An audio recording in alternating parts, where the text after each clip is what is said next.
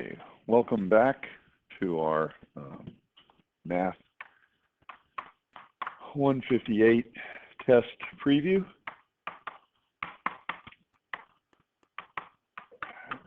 This is still going to be working out of Chapter 7. The first video I sent you was 7.1 through 7.3, and this particular section will cover 7.4 through 7.5. Okay, so let's see. 7.4 is solving equations.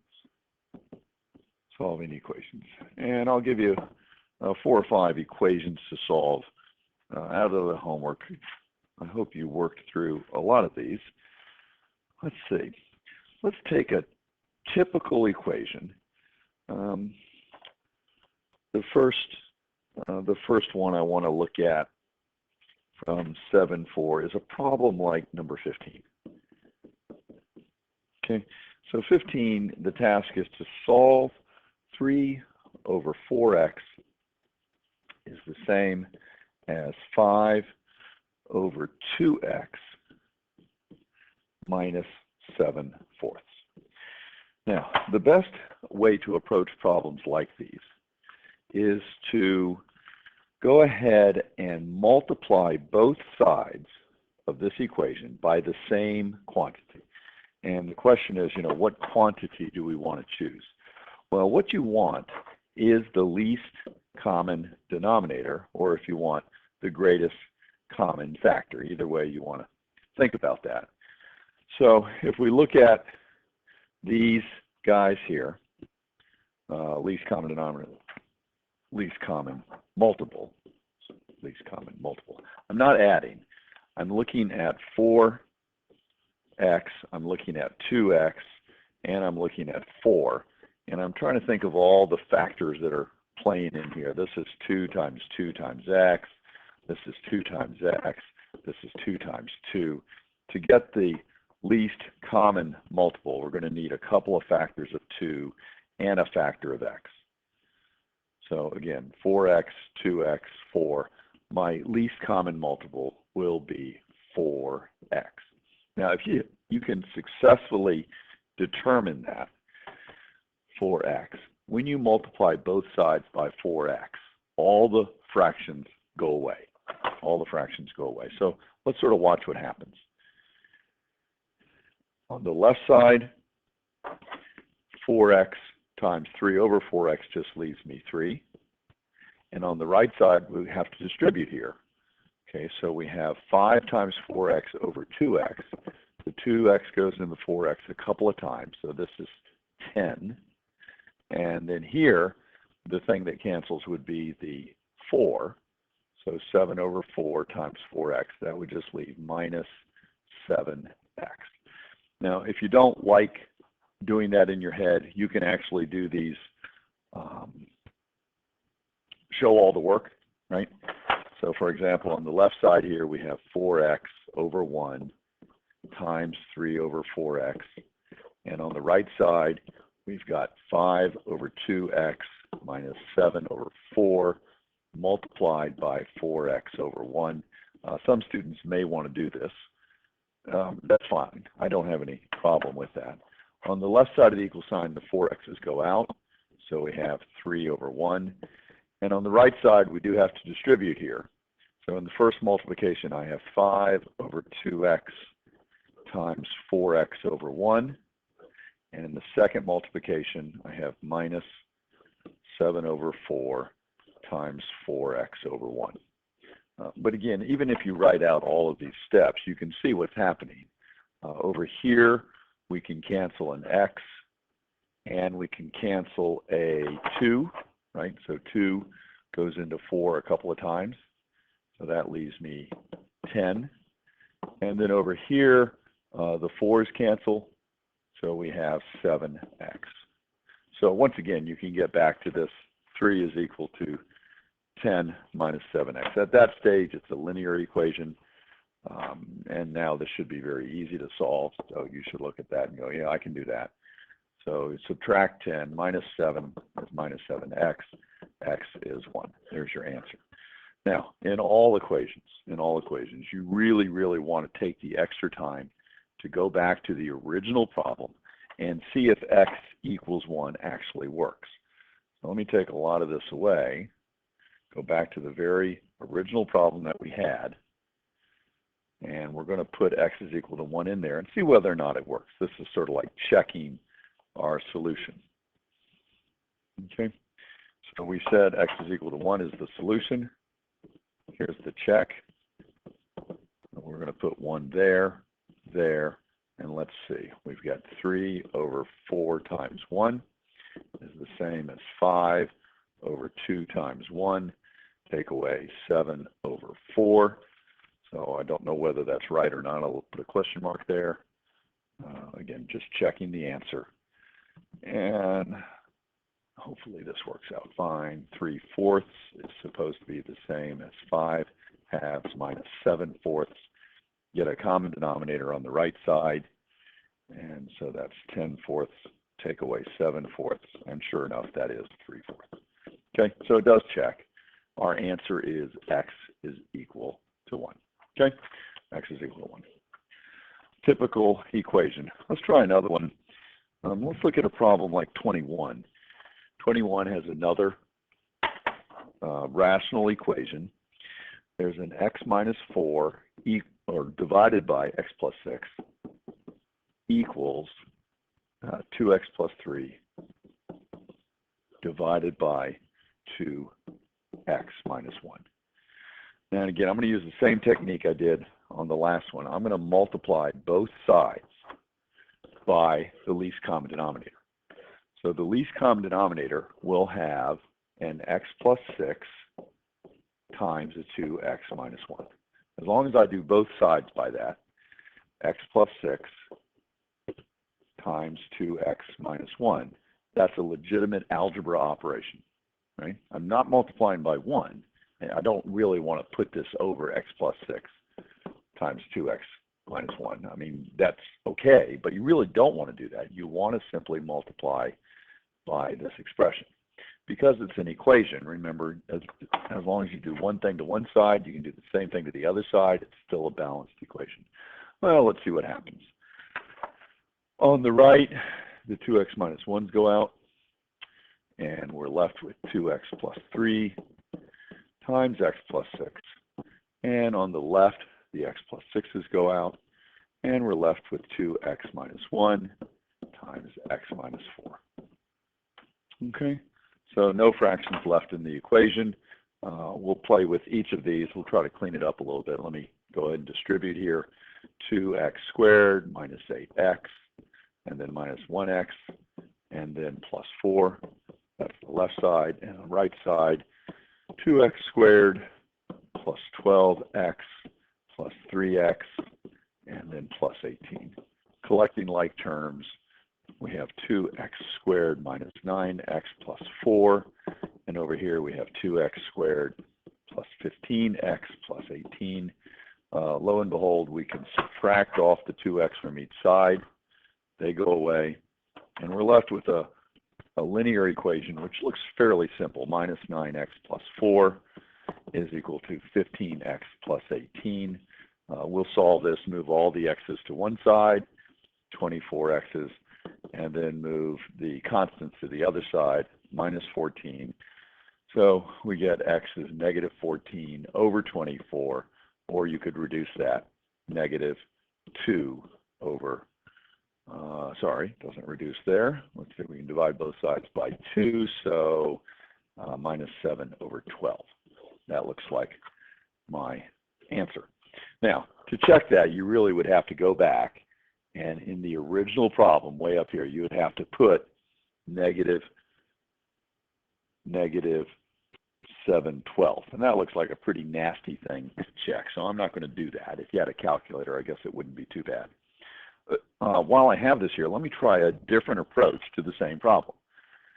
So because we have a single fraction here, and this is x minus 4, x plus 6, 2x plus 3 over 2x minus 1. And we have a single fraction and a single fraction.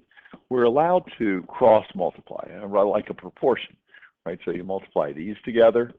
So that's x minus 4 times 2x minus 1, and you multiply these together. So that's x plus 6 times 2x plus 3. And notice at this stage, we're exactly where we were in the other method. Here was our other work. And if you just take a look at this right here, that's exactly what I had. 2x minus 1 times x minus 4. 2x minus 1, x minus 4. That's this.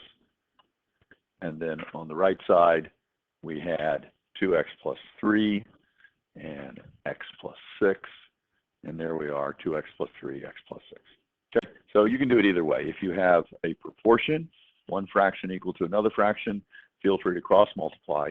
At this stage, we still go exactly the same way. There's no shortcut after this. You're going to have to 2x squared minus x minus 8x plus 4, 2x squared plus 3x plus 12x, 12x plus 18. So it does finish out the same way. The x squares cancel, right? And we have minus 9x plus 4, and then we have 15x plus 18. Okay? So linear, once again, add the 9x's, 24x's, subtract the 18 minus 14. X is negative 7 over 12. Okay, so not a pretty answer, but not difficult in the big scheme of things. Okay, let's play with another addition or subtraction problem. Or actually not addition, subtraction. These are equations to solve, So let's look at number 29. 29 was a homework problem. 6 over x minus 4, 5 over x, and that's equal to minus 20 over x squared minus 4x. Now notice the least common denominator is in fact x times x minus 4. There's an x minus 4, there's an x, multiply those together, that gives you this. And on the right side, we already have x times x minus 4. Now, it wasn't factored, but that is there. So all we have to do is multiply both sides of this equation by that least common denominator, x times x minus 4. So over here, we do the same thing. Multiply this times x, x minus 4. And when you do that, all the fractions go away. So the right side is particularly easy. The x squared minus 4x goes out with the x squared minus 4x, and you end up with negative 20. And on the left side, not bad there either. Let's see. In the first multiplication, the x minus 4's go out, so we just get 6x. And in the second multiplication, let's see, the x's go out, so we get 5 times x minus 4. Okay? Now again, if you need to do that in 2 or 3 steps, you can. Let me go ahead and move these guys down a little bit. Oops. Move that down, and let's go ahead and just show all the steps. We've got x times x minus 4 times 6 over x minus 4. That's the first multiplication. And in the second multiplication, we have x times x minus 4 times 5 over x. And over here, we got negative 20 over x times x minus 4. Notice I factored that. And we're multiplying that times x minus 4 over 1 if you want. Okay, so that's just sort of showing the work. You don't need to do that. I think you can do this in your head. There's my 6x. Here the x's cancel, and I have 5 times x minus 4. On this side, the x's go out, and the x minus 4's go out, and I just get minus 20. Okay? Either way you do it, in your head or showing all the steps. Let's see what we have next. We have 6x. Sorry, this was a plus. Bring that plus sign down. And then plus 5x minus 20, and that's equal minus 20. So this is 11x. We're going to add 20 to both sides, so that's 0. So x is 0 divided by 11. X is 0. X is 0. Now, we better go back and check. Go back to the original problem. Here's the original problem in blue. Let me take away a lot of this work here. We've said x is 0. So we should be able to put that in and verify that that's the right answer. But if we just look carefully, we'll notice this second fraction right here is 5 over x. And you might want to be thinking, if x is 0, we're going to have major problems. Okay, so even though we came up with x is 0, in checking, we can't do it. You can do 6 over 0 minus 4, but then when you do 5 over 0, that's impossible. Okay, this over here is just as bad. It's 0 squared minus 4 times 0. And both of these expressions, this one, 0 in the denominator, and this one with 0 in the denominator, are impossible, not allowed in any mathematics at any level. So even though we said our answer was x is 0, it does not check. This equation has no solution. When you go back to the back of the book, if you try some of these My Math Lab problems, some of the questions say no solution. Which sort of begs the question, could you tell up front that x equals 0 is an impossible answer? Let's go earlier in the problem set. Look at number 3, for example. In number 3, you were asked to solve this. X plus 1 over x minus 2 is equal to 0. Now, I'm not even going to bother to solve it at this stage. I just want to ask what numbers, if they appeared as solutions, would have to be discarded?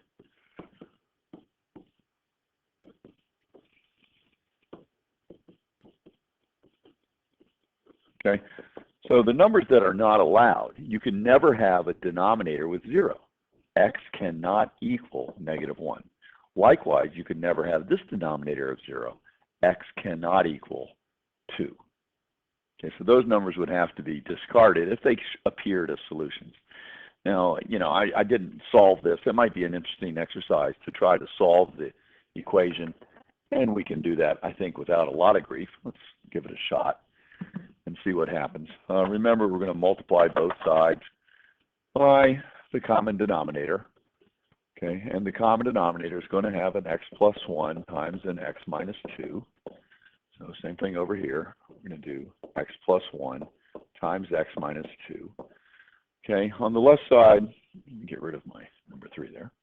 On the left side, when I carry out the multiplication, the first multiplication, the x plus 1s go out, so we get x minus 2. And in the second multiplication, I'm going to bring this all the way over here, the x minus 2's go out, so we got 1 times x plus 1. We do have this minus sign. I got to be careful with that. On the right side, I have 0. Okay, so let's see. X minus 2, take away x, take away 1 is 0. So we have 2x minus 3 has got to be 0. So 2x is 3, x is 3/2. And that's an allowed solution. That is the answer to the problem. Although when you go back and you read problem number 3, they didn't ask you to solve it. Again, let me just quote the directions. It says, without actually solving each equation, list all possible values that would have to be rejected if they appeared as proposed solutions. Well, the solution is 3/2. That doesn't have to be rejected. That is the answer.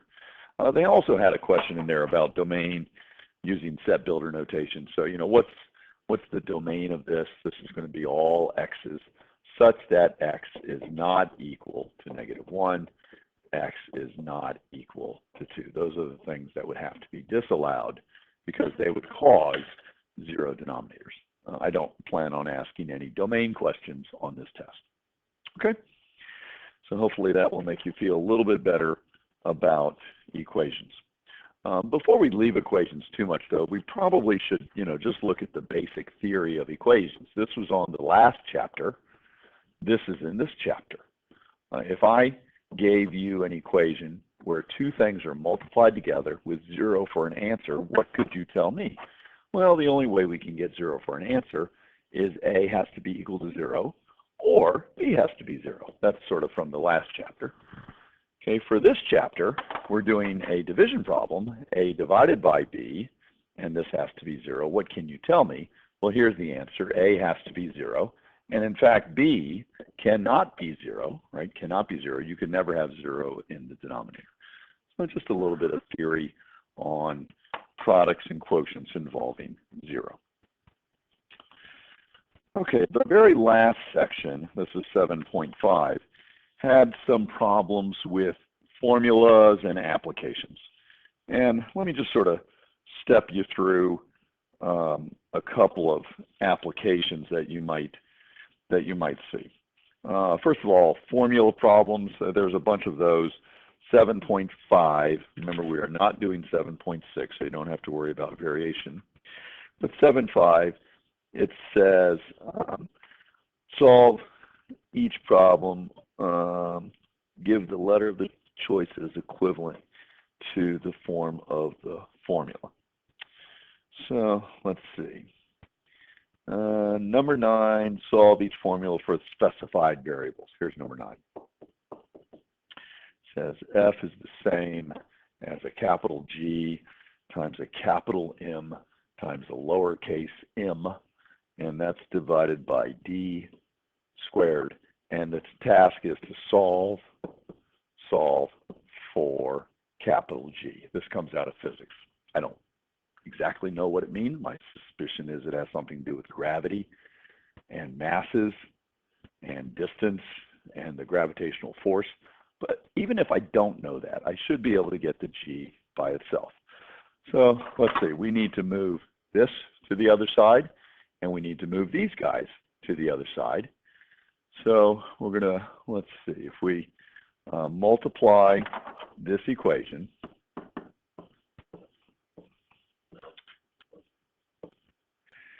by this expression, d squared m little m.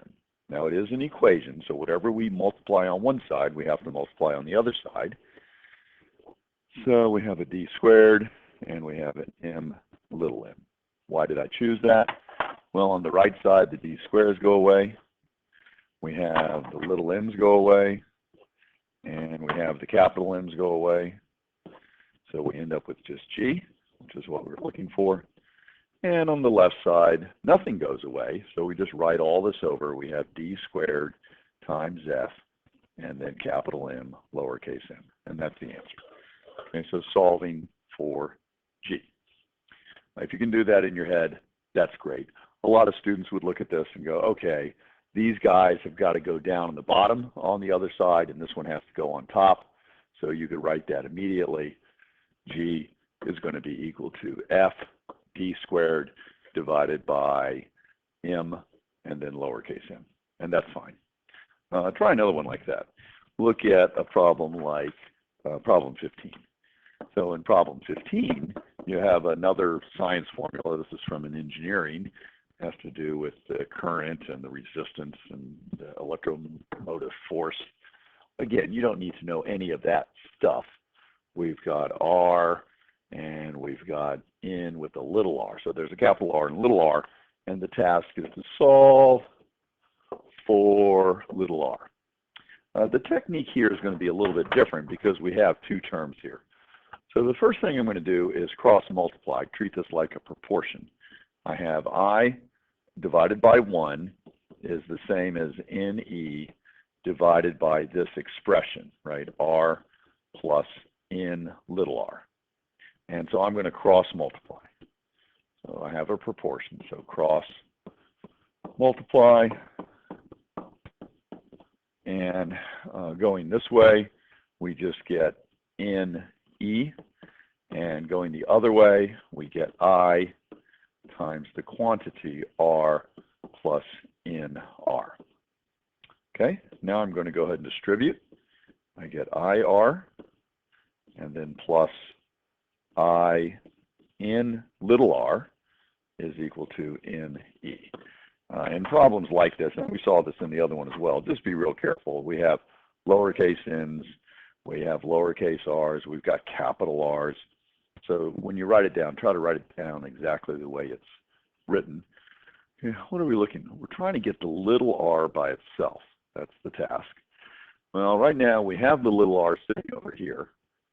Let me isolate that term, get that term by itself, and I'll do that by subtracting off a big IR. So we have little n e, take away big I, big R, right? And then since we're getting little r by itself, we can now divide both sides by I n. Divide both sides by I n. Sort of an interesting problem. These cancel, and we get little r is NE minus IR divided by IN. And there's no simplification that can go on. There's no factoring, there's no canceling. We have solved the equation for little r. As we back up and sort of think about how this works, the little r is sort of tangled up in here. Right? There's no way to isolate that easily. So the first thing we did was we cross-multiplied to get rid of the fractions. So that gave me this. But now the little r is still tangled up inside this binomial. So I factored, or didn't factor, it was factored. I distributed, and so now I got a term here with a big R. I got a term here with a little r. Aha, now we're trying to get that guy by itself. And then I have this stuff on the other side. Lastly, I isolated the term that had the little r in it, got that by itself. So I had this I, little n, little r. And I did that by subtracting this to the other side, move that to the other side. So n capital E minus I capital R. And lastly, at the very end, I can now go ahead and divide by this IN, both sides. Divide both sides by IN, and that gets the little r by itself. Okay, so it's sort of a complicated problem. You might want to watch this a time or two to try to get the method straight in your head. Okay, story problems, applications. Lots of different story problems. I think I'll probably give you 3 or 4 of them. Let me just write down some numbers that you can play with, and we'll look at these Tuesday night again before the test. So number 17, sorry, that one I don't particularly want to try. I don't think it was assigned, as a matter of fact. Problem, how about number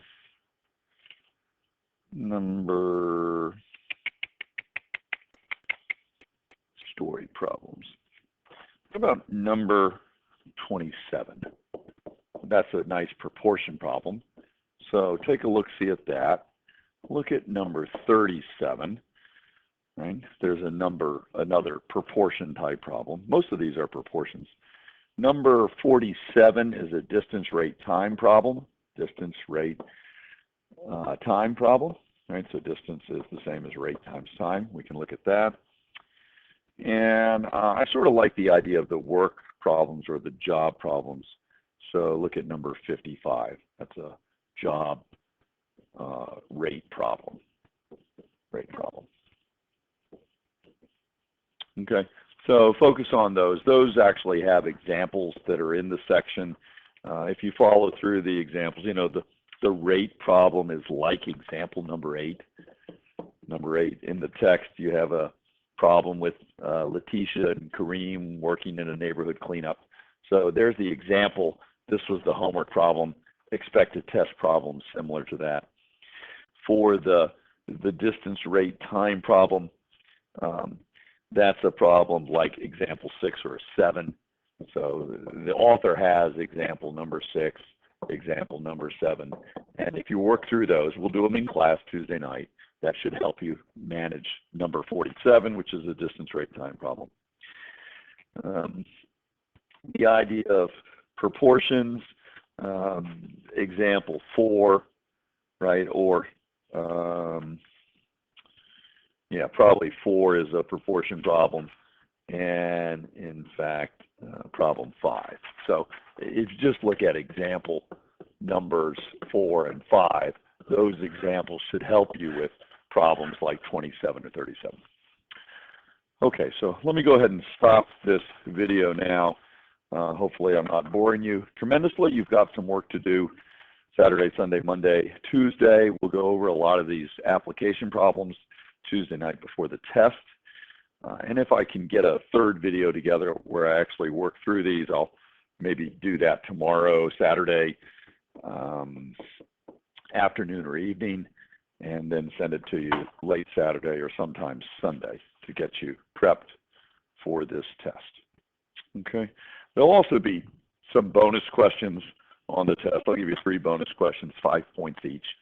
So that's a 15 potential bonus there.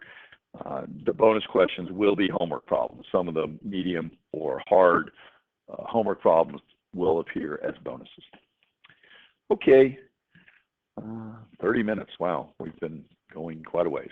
Let me stop, and I'll hopefully send you these last 4 on Sunday. Bye.